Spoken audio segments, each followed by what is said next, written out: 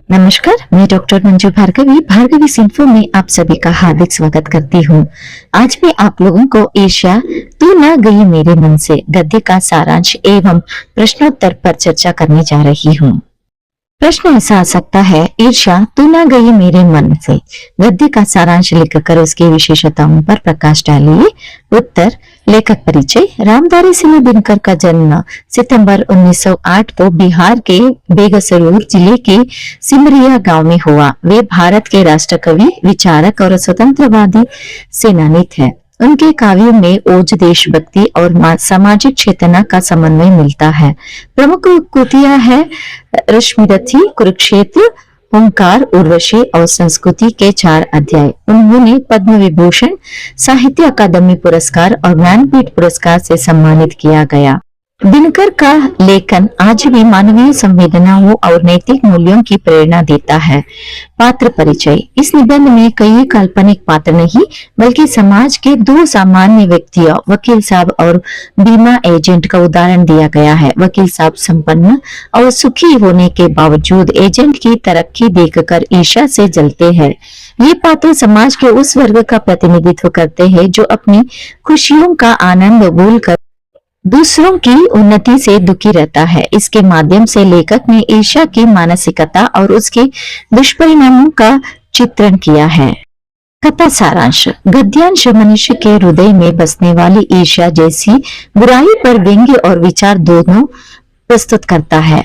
लेखक बताते हैं कि मनुष्य चाहे कितना भी सुखी क्यों ना हो, दूसरों की सफलता देखकर ईर्ष्या करने लगता है। वकील साहब के पास सब कुछ है, परिवार, धन, मान, सम्मान, फिर भी वे अपने पड़ोसी एजेंट की मोटर और ऐश से जलते हैं। यही ईर्ष्या मनुष्य को उसकी वास्तविक खुशियों से वंचित कर देती है। दिनकर कहता है, ईर्ष्यालु व्यक्ति अपनी तुलना दूसरों से करता है और दूसरों के सुख में जलता रहता है। यह मन की अशांति का कारण बनती है। ईर्ष्या की बड़ी बेटी निंदा है। ईर्ष्यालु व्यक्ति दूसरों की बुराई करके यह सोचता है कि वह समय स्वयं महान हो जाएगा। सबके ऐसे कभी नहीं होता। नितेश और विद्यासागर के विचारों के माध्यम से लेखक समझाते हैं कि निंदा और ईर्ष्या करने वाले लोग वास्तव में छोटे हृदय में होते हैं। दिनकर सुझाव देते हैं कि ईर्ष्या से बचने का उपाय है मानसिक अनुशासन और आत्मविकास। व्यक्ति को अपने गुणों का विस्तार करना चाहिए, दूसरों की सफलता से नहीं जलना चाहिए। जो लोग एकांत में सृजन करते हैं वही महानता प्राप्त करते हैं। विशेषताएं। नैतिक और व्यवहारिक शिक्षा। गद्य का उद्देश्य मनुष्य को ईर्ष्या जैसे मानसिक बुराई से दूर रखकर आत्मविकास की प्रेरणा देना है। उदाहरणात्मक शैली। लेखक ने वकील और एजेंट का उदाहरण देकर सामान्य जीवन की घटना से गूढ़ संदेश दिया है। दार्शनिकता और व्यंग्य का संगम। दिनकर ने ईर्ष्या की व्याख्या में जीवन दर्शन और सूक्ष्म हास्य दोनों का प्रयोग किया है। प्रेरणात्मक भाषा। भाषा सरल, तर्कपूर्ण और विचारोत्तेजक है। हर वाक्य मनुष्य को आत्मचिंतन के लिए प्रेरित करता है। सार्वभौमिक संदेश। यह निबंध हर युग में प्रासंगिक है क्योंकि ईर्ष्या जैसी भावना आज भी समाज को भीतर से खोखला रखती है। उपसंहार। रामधारी सिंह दिनकर का यह निबंध ईर्ष्या तो न गई मेरे मन से मनुष्य की आत्मा को झकझोरने वाला है। इसमें यह सिखाया गया है कि ईर्ष्या न केवल दूसरों का बल्कि स्वयं का भी विनाश करती है। यदि हर मनुष्य से ऊपर उठे और आत्मविश्वास में मन लगाए तो जीवन में वास्तविक सुख और संतोष प्राप्त किया जा सकता है। 1 अंकीय प्रश्नोत्तर। प्रश्न, ईर्ष्या तू न गई मेरे मन से गद्यांश का लेखक कौन है? रामधारी सिंह दिनकर। रामधारी सिंह दिनकर का जन्म कब हुआ? सितंबर 1908 को। दिनकर का जन्म किस राज्य में हुआ था? बिहार राज्य के बेगूसराय जिले में। दिनकर की प्रारंभिक शिक्षा कहाँ हुई थी? अपने गांव में। ईर्ष्या शब्द का क्या अर्थ है? दूसरों की उन्नति देखकर मन में जलन या असंतोष होना। वकील साहब को किस व्यक्ति से ईर्ष्या थी? अपने पड़ोसी बीमा एजेंट से। वकील साहब के पास कौन कौन सी सुविधाएं थी? धन, परिवार, नौकर, सुखद जीवन और मृदुभाषी पत्नी। ईर्ष्या की बड़ी बेटी किसे कहा गया है? निंदा को। ईर्ष्या का कार्य क्या है? जलना और सबसे पहले ईर्ष्यालु व्यक्ति को ही जलाना। निंदा करने वाला व्यक्ति दूसरों को गिराकर क्या सोचता है? वह सोचता है कि इससे उसकी अपनी उन्नति होगी। दिनकर के अनुसार मनुष्य की उन्नति कैसी होती है? अपने गुणों के विकास और चरित्र की निर्मलता से। ईर्ष्यालु व्यक्ति किन बातों का आनंद नहीं ले पाता? अपने सुख, उपलब्धियों और जीवन की प्रसन्नताओं का। ईर्ष्या से मनुष्य का कौन सा गुण कुंठित हो जाता है? उसकी मौलिक गुण। चिंता को लोग चिता कहते हैं। इस वाक्य का आशय क्या है? अत्यधिक चिंता मनुष्य के जीवन को नष्ट कर देती है। ईर्ष्या से बचने का उपाय क्या बताया गया है? मानसिक अनुशासन और आत्मविकास। हितैषी और ईर्ष्यालु लोगों की तुलना किससे की है? बाजार की मक्खियों से। ईश्वर चंद विद्यासागर ने निंदा पर क्या कहा था? तुम्हारी निंदा वही करेगा जिसकी तुमने भलाई की है। ईर्ष्या का संबंध किससे होता है? प्रतिध्वनित इसी से। महान व्यक्ति ईर्ष्यालुओं से कैसे व्यवहार करते हैं? उदारता और भलमानसता से। इस गद्य का मुख्य संदेश क्या है? ईर्ष्या से मनुष्य का पतन होता है। आत्मविकास और संतोष से ही सच्चा सुख मिलता है। व्याख्या कीजिए। ईर्ष्या की बड़ी बेटे का नाम निंदा है।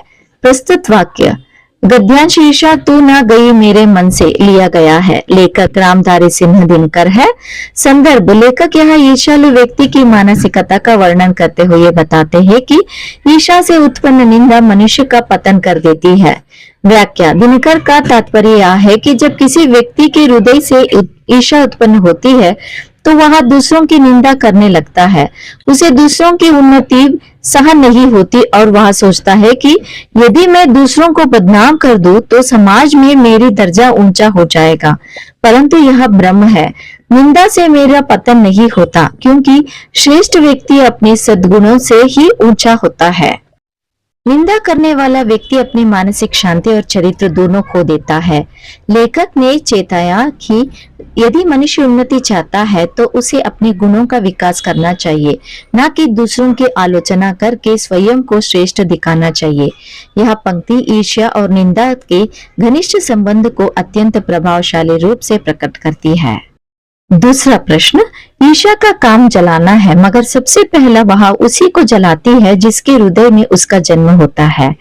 प्रस्तुत वाक्य गद्यांश ईर्ष्या तू न गई मेरे मन से लिया गया है। लेखक रामधारी सिंह दिनकर जी है। संदर्भ लेखक यह ईर्ष्या की विनाशकारी प्रवृत्ति का विश्लेषण करते हैं। व्याख्या इस वाक्य का अभिप्राय यह है कि ईर्ष्या की अग्नि सबसे पहले उस व्यक्ति को जलाती है जिसके भीतर वह उत्पन्न होती है। जो व्यक्ति दूसरों की सफलता या सुख देकर जलता है उसका मन शांति और संतोष से वंचित हो जाता है। ईर्ष्यालु व्यक्ति हर समय असंतुष्ट रहता है और अपने ही विचारों की आग में जलता रहता है। वह दूसरों की निंदा करता है, परंतु उसका यह व्यवहार समाज में उसकी प्रतिष्ठा को गिरा देता है।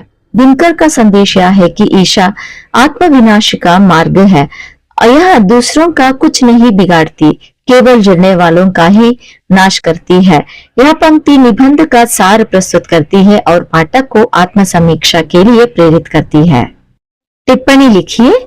ईर्ष्या की हानियां। ईर्ष्या मनुष्य के हृदय के सबसे घातक भावना है। यह व्यक्ति को आत्मविश्वास से दूर और मानसिक अशांति की ओर ले जाती है। ईर्ष्यालु व्यक्ति दूसरों की उन्नति देखकर जलता है, जिससे उसकी प्रसन्नता और आत्मसंतोष नष्ट हो जाते हैं। वह दूसरों की निंदा करके अपने मन की आग शांत करना चाहता है, लेकिन ऐसा करने से उसका चरित्र गिरता है। दिनकर के अनुसार ईर्ष्या से व्यक्ति के सद्गुण कुंठित हो जाते हैं और उसकी उन्नति रुक जाती है। ईर्ष्यालु व्यक्ति अपने सुख की वस्तुओं का आनंद भी नहीं ले पाता, क्योंकि उसका ध्यान सदा दूसरों के पास जा रहा है और यह मानसिक विष न केवल व्यक्ति को बल्कि समाज को भी दूषित करता है। इस प्रकार ईर्ष्या मनुष्य के पतन का प्रमुख कारण है। दूसरा विषय है ईर्ष्या से बचने का उपाय। रामधारी सिंह दिनकर ने ईर्ष्या से बचने के लिए मानसिक अनुशासन को आवश्यक बताया है। उनका कहना है कि ईर्ष्यालु व्यक्ति को चाहिए कि वह दूसरों से तुलना न करे, बल्कि अपने गुणों को विकास पर ध्यान दे। उसे यह समझना चाहिए कि प्रत्येक व्यक्ति का जीवन अलग परिस्थितियों और प्रयासों से निर्मित होता है। यदि मनुष्य अपनी कमी को पहचानकर रचनात्मक रूप से उसे पूरा करने का प्रयास करे तो ईर्ष्या स्वतः समाप्त हो सकती है। दिनकर ने हितैषी और विचारों का उदाहरण देकर कहा है कि महान और अमर रचनाएं एकांत में ही जन्म लेती है, न कि दूसरों की प्रतिस्पर्धा से। इसलिए व्यक्ति को आत्मविश्वास, परिश्रम और सकारात्मक सोच के द्वारा ईर्ष्या से बचना चाहिए। आशा करती हूँ कि यह वीडियो परीक्षा की दृष्टि से आप लोगों को लाभदायक लगेगा। अगर यह वीडियो आप लोगों को लाभदायक लगे तो कृपया शेयर करके सब्सक्राइब करना ना भूले। धन्यवाद।